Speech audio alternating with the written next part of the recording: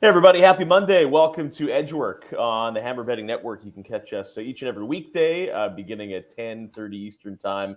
A little look back at the weekend in NHL and a preview of the night to come, some best bets in there as well. And it's a busy one. Unlike the last couple Mondays, there's 10 games on the ice tonight. I'm Andrew Walker. You can find me at thehedgepod.com. Check out the podcast Around the Horn. We have Alex B. Smith, Zack Phillips, and Joe from Joe Madden Sports. What's going on? How's everybody?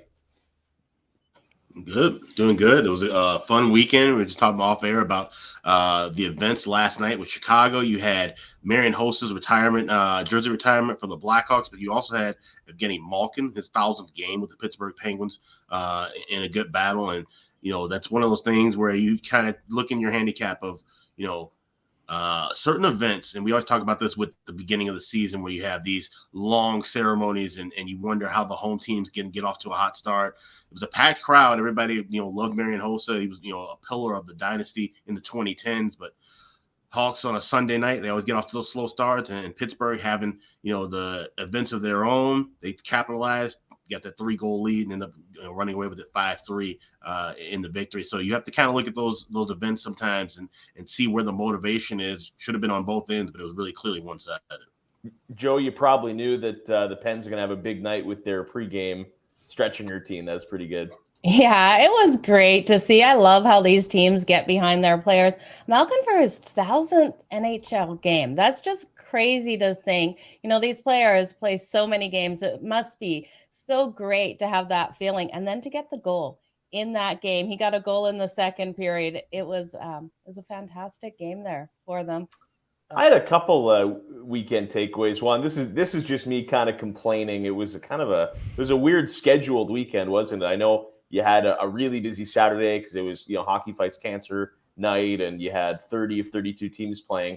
But you had one game in the NHL on a Friday night that was the Canucks and the LA Kings, and then just a couple on Sunday. Now, I don't mind the light Sunday because it's competing with, obviously, you know, big day in the NFL, and the World Cup began, and it was even Grey Cup. And the Grey Sunday. Cup. Yeah, yesterday in Canada. So maybe I don't mind the low impact Sunday, but as a league, man, we need a little more hockey to watch, I think, on a Friday night.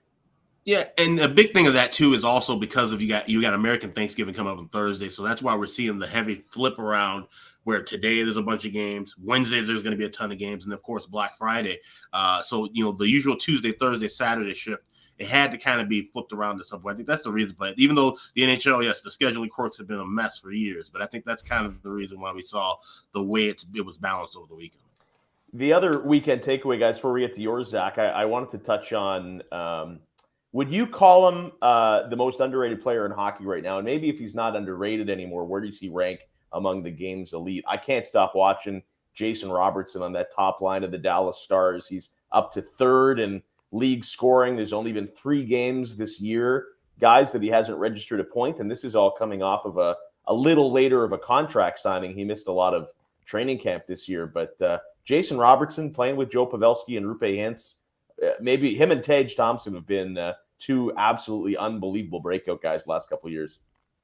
Yeah, I think that Jason Robertson is definitely nationally underrated. I think that for the people who are watching him closely, or if you're in Dallas or in the Dallas area, or if you're just following it closely enough, he's definitely not underrated in your books. But like nationally, I don't think he's getting enough recognition for what he's doing. The guy has been an absolute stud since he entered the NHL, pretty much.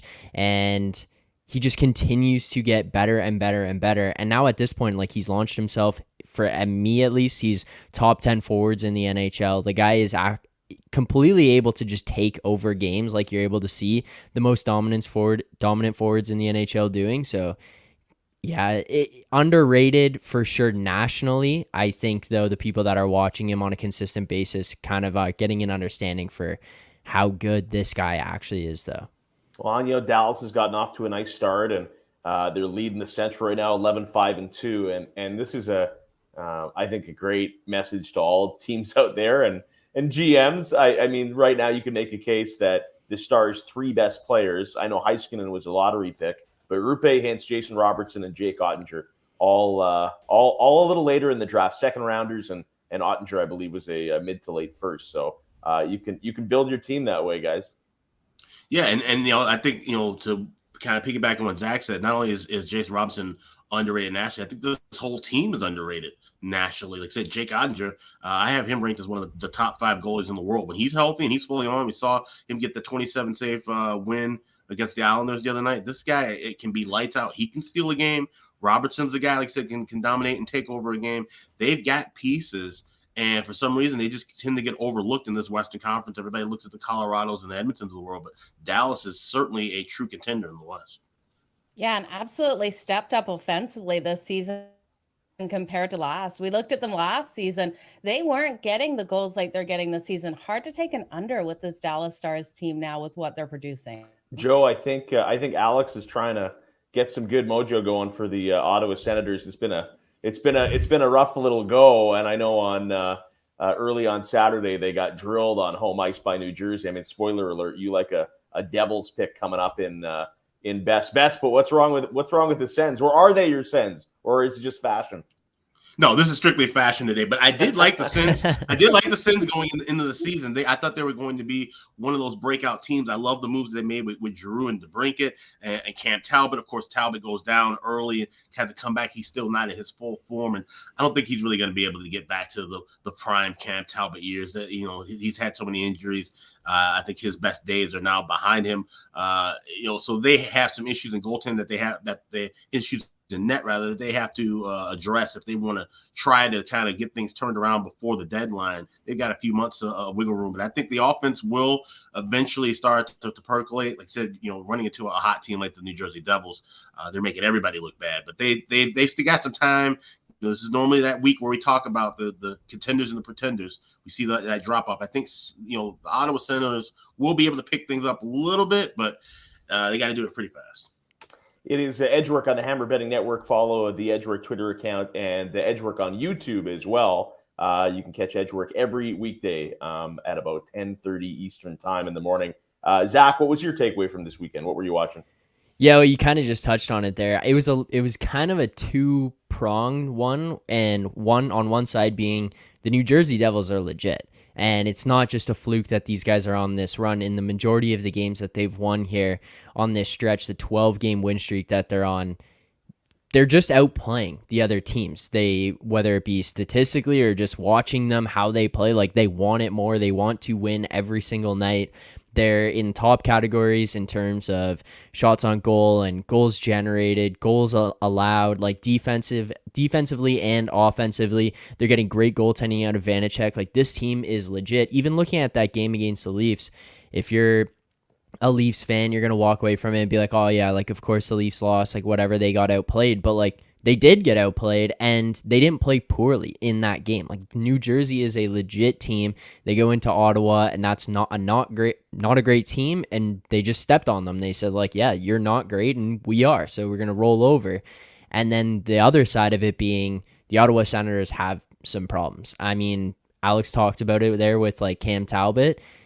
I don't necessarily know what Ottawa really thought they were getting themselves into with Cam Talbot. Like, it was kind of going to be another Matt Murray situation almost. I mean, now cross my fingers as a Leafs fan that Matt Murray can turn it around, but like, there's a reason Minnesota went out and got Marc-Andre Fleury for those playoff runs, and it was partially because they didn't trust Cam Talbot to be their number one guy.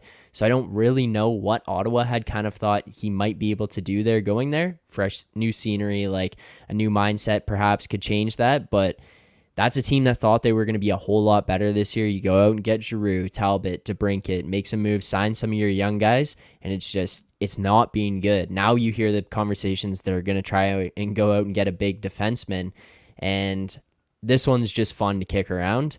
I saw there was rumors they might be interested in being reunited with Erik Karlsson, so that could be pretty funny if that goes down. Like we talked about last week, 11.5 over the next 4. It takes a lot of gymnastics. You know, one thing about the Devils is interesting, and now they've won whatever it is, 13 in a row.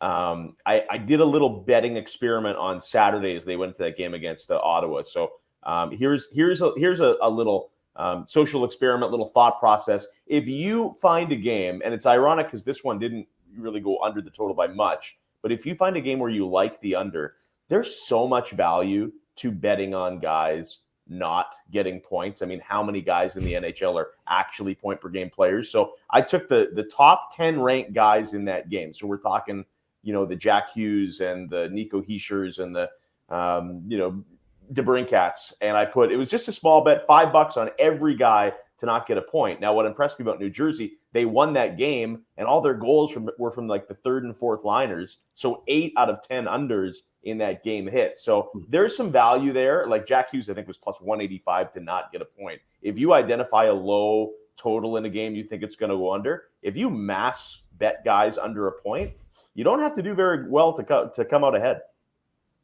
Yeah, that's a good point. And we always talk about with player props, trying to look for value, dig into the bargain bin, trying to find guys who are in those second, third, fourth lines to score. But conversely, you can kind of look for the value going against those top line guys, because you're not going to, make a lot of money betting, Connor McDavid to score at minus 180, 185 every night. He might have an off night. If you can catch and isolate that, or find a team where he doesn't play well against, a city he may not like to play in, or his numbers haven't translated well over when they're on the road, then that's a way to attack it just as much as trying to find value for a player to actually do something. You find value for players to not do anything. Yeah, it's definitely not as fun, but the value is certainly there. All right, let's get our best bets and our best player props on a busy night. I love it. There's 10 games on the ice on Monday in addition to Monday Night Football. So, Joe, let's start with you. What's your favorite player prop tonight? Yeah, for a player prop, I'm looking at the matchup between the Calgary Flames and the Philadelphia Flyers. We know the Flames are getting these shots on goal.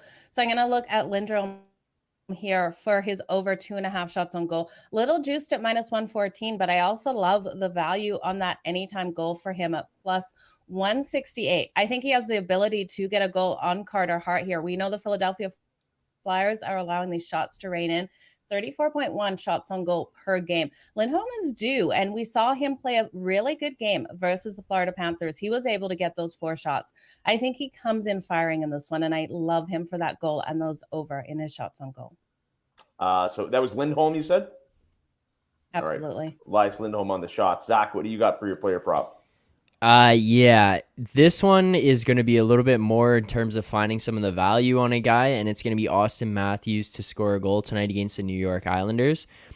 That first line, they switched them back. They went to Matthews, Nylander, Bunting. Then they ended up moving things around again and go back to Matthews, Marner, Bunting. And somehow in the midst of that switch, it looked like everyone kind of had their come to Jesus moment, and they realized, oh my God, this is the guy I want to be playing with. And both lines started figuring it out how they were prior to that little lull that they went on where Sheldon Keefe had to switch things up again.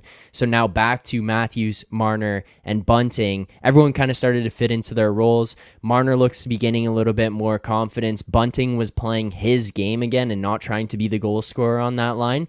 And I think if you've got a guy who's going to be going out there and being a puck retriever, and he knows his role is to be a puck retriever alongside Mitch Marner, who is probably one of, if not the best playmakers in the NHL right now, with a guy who has not necessarily been scoring that many goals as of late in terms of what you'd expect him to be doing. At some point, that's just going to turn around, and Matthews is going to score, and he's going to start to score in bunches. I think it starts here tonight against the Islanders, and you can find this on around plus 110, plus 105, depending on what books you're looking at. So for plus 110 on FanDuel, Austin Matthews anytime goal scorer, that's the one I'll be taking. All right, Alex, what are you pointing to tonight?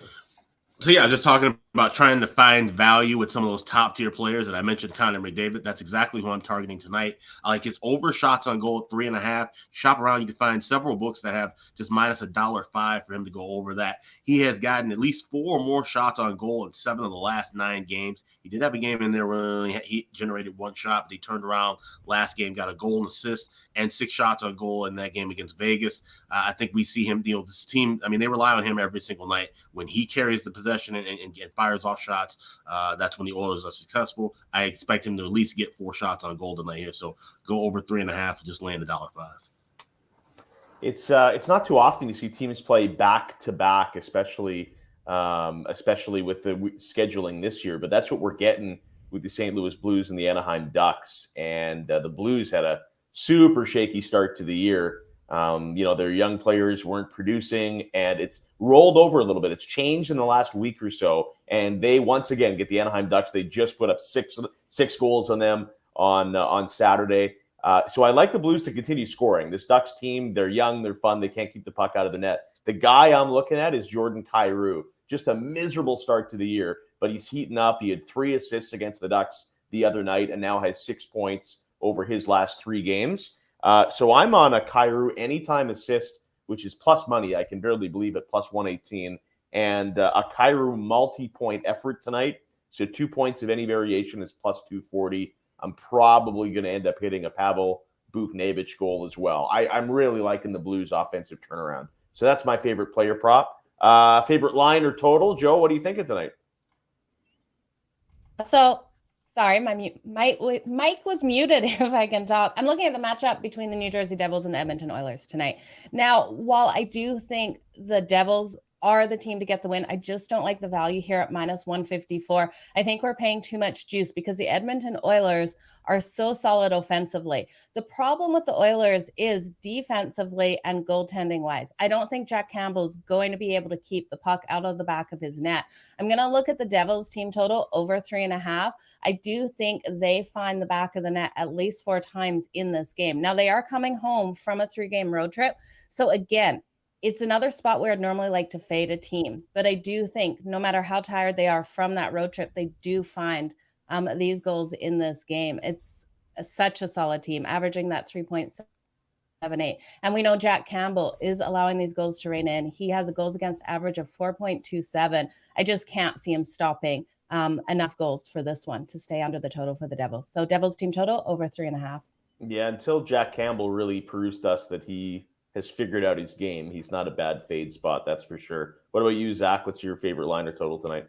Yeah, it's going to fall in line with what I did last week with Carolina, and I'm going to go with the Calgary Flames minus 1.5. The thought process on this one, and that's plus 125 against the Flyers here tonight. Thought process on this one is mostly just Calgary. We had expected them at some point to get things rolling, like they were going to turn it around. They couldn't be struggling like they were in that little lull that they had forever. It was going to kind of figure itself out as these guys built up chemistry and started to get things on the right track. I don't think the Flyers are very good, and the Flames are coming off an emotional win against the Panthers on the weekend. Now, couple that with the fact that Markstrom and Carter Hart are expected here tonight. Now, Carter Hart has been very good to start this season, but despite that, I think that the Flames will be holding a lead late here against the Flyers, will be in a position to be up at least a goal. And if that happens, then you're going to be getting empty net looks late in the game, later in the third period. So if that's the case and it's a 1-goal game, you're looking at an empty net. And otherwise, I think the Flames might be able to run away with this one. So I could take Flames minus 1.5 against the Flyers. All right, so we have Devils team total over and Flames puck line, maybe some money line. Alex, what are you on tonight? I'm looking at that Canucks and Golden Knights first period over. You got to lay a little bit of juice with it, but it's not too bad. Anywhere between minus $1.45 to $1.55. Vancouver has been the best team in the league with first period over, 16-2 to the over. They've also had 15 of the first 18 games. They've had a goal in the first 10 minutes.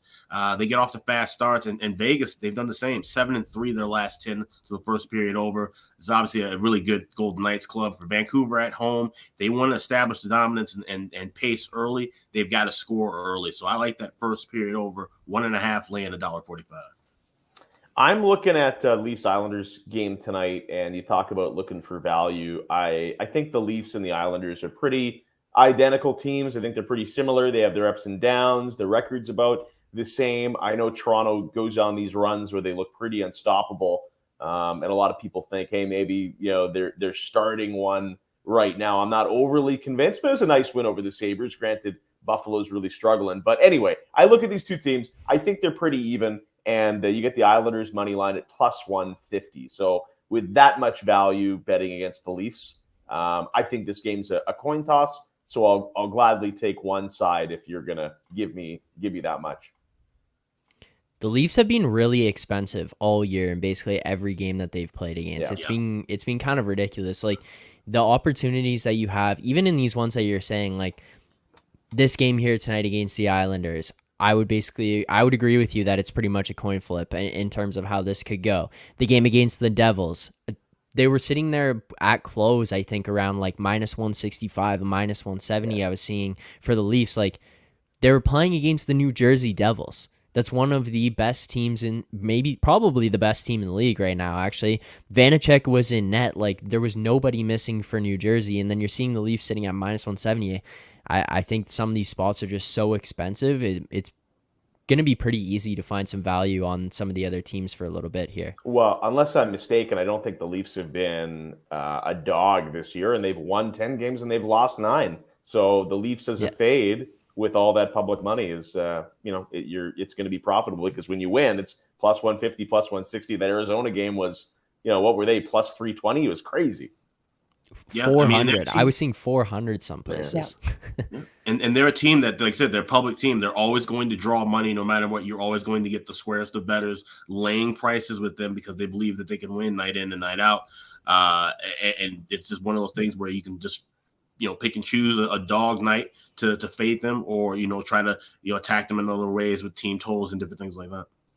You can catch Edge Work every morning, 10:30 Eastern on the Hammer Betting Network. Check out the Edge Twitter account and the Edge YouTube as well, or Edge Work YouTube, I should say. And make sure, coming up tonight, prime time for Monday Night Football. You got Rob Pizzolo and Eric E. are getting you set for Monday Night Football in Mexico City with Arizona and the San Francisco 49ers. Your best bets, that begins at 8 p.m. Eastern tonight. Guys, 10 games tonight. It'll be fun. Enjoy it. We'll talk to you next week.